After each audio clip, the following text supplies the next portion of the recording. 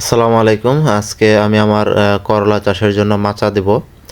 তো কিছুদিন আগেই হচ্ছে আমি ব্যাট করা কমপ্লিট করছি। সবার আগে হচ্ছে করলা ক্ষেতের ব্যাট করছি, তারপর বেগুন ক্ষেতের ব্যাট করছি। তো এখন মাচা দেব। মাচা দেব হচ্ছে আমি পাটান মাচা। তো এই জন্য হচ্ছে বাঁশ কাটতেছি। তো এই বাঁশগুলো হচ্ছে বেগুন ক্ষেতের জন্য আনছিলাম 12 ফিটের করে কাইটা, কিন্তু এখন করলা ক্ষেতে ব্যবহার করব।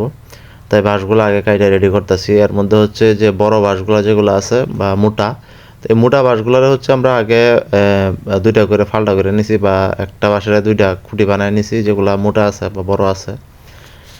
তো এখানে হচ্ছে পাটান মাছা ব্যবহার করা হবে। পাটান মাছা ব্যবহার করার একমাত্র উদ্দেশ্য হচ্ছে, আমি যখন আগে শুনতাম বা দেখছি হচ্ছে পাটান মাছায় ফলন বেশি হয়। তো এরপরে হচ্ছে আমি চাকরি ছেড়ে আসার পর গত জানুয়ারি মাসে পাটান মাছায় আমি ঝিঙ্গা চাষ করছিলাম, করলা চাষ করছিলাম, এবং আপনার ফ্ল্যাট মাছায় ঝিঙ্গা চাষ করছিলাম। তো ফ্ল্যাট মাছায় যে পরিমাণে ঝিঙ্গা হয়েছে তার থেকে অনেক বেশি পরিমাণে ঝিঙ্গা হয়েছিল হচ্ছে পাটান মাছায়।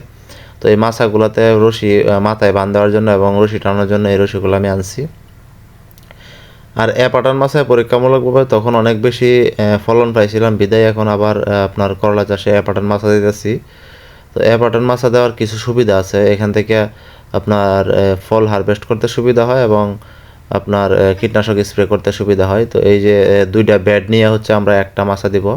তো দুইটা বেড একটা মাছা হবে, দুইটা বেডের মাঝখান বরাবর একটা মাছা হবে। আমাদের বাঁশ বসানোর কাজ কমপ্লিট। প্রত্যেকটা বাঁশ বা সমস্ত বাঁশগুলা বসায় কমপ্লিট করছি। এবার হচ্ছে বাঁশের মাথাগুলা আড়াআড়ি করে বা একটার সাথে আরেকটা করে বাঁধ দিব। তো বাঁধ দেওয়ার জন্য হচ্ছে আমরা নীল কালারের সুতারা নিয়েছিলাম, ওটা খুব ভালো কাজ করে বাঁধ দেওয়ার জন্য। তো এই বছরের মাচাগুলো আমরা একটু বেশি উঁচা দিছি। গত বছর যে মাচা করছিলাম পাটান, ওটা বাঁশগুলা দিয়েছিলাম হচ্ছে 8 ফিটের।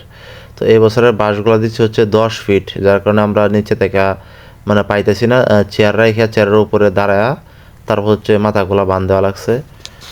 তো 10 ফিট দিছি কারণ হচ্ছে গত বছর যখন আমরা মাছা দিছিলাম 8 ফিটের, তখন হচ্ছে আমরা যারা দেখছি এটা হচ্ছে মাছা শুরু হয়ে গেছে বা মাছাগুলো একদম ভরে গেছিলো, এই জন্য এই বছর 2 ফিট আরও বাড়ায় দিছি। তো মাছাগুলা দেওয়ার পরে হচ্ছে মাছার সাইড দিয়ে যে কট সুতা টানাতে হয়, ওই কট সুতা টানায় দিলাম। তো কট সুতা টানায় দেওয়ার উদ্দেশ্য হচ্ছে প্রত্যেকটা মাছায় হচ্ছে আমরা 3টা করে কট সুতা টানাইছি আর উপরে একটা।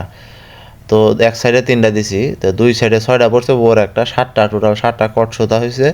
এই সুতার উপর দিয়ে আবার হচ্ছে আপনার নেট ফালাই দিব, আমরা নেট বিছাই দিব। ওই নেটের মধ্যে হচ্ছে করলা গাছ আপনার থাকবে। তো আমরা করলার মাচা দেওয়া কমপ্লিট দেখতেছেন হচ্ছে কট সুতা টানানো হয়েছে, বাঁশগুলা দেওয়া হয়েছে, এখনও জাল দেওয়া হয় নাই, জাল দেবো হচ্ছে আরও পরে। তো এগুলো আগে কমপ্লিট করে রাখছি। এখন হচ্ছে আমাদের ধান লাগানোর কাজ চলতেছে বা ধান লাগানোর কাজ চলবে। তো ধান লাগানোর কাজ শেষ করে চারা রোপণ করব। চারা রোপণ করে আস্তে আস্তে পরে হচ্ছে আপনার নেটগুলো আমরা দিয়ে দিব। তো কিভাবে নেট দিব, কখন কি করব না করব বিস্তারিত ইনশাআল্লাহ পরবর্তীতে আপনাদের বলে দেবো।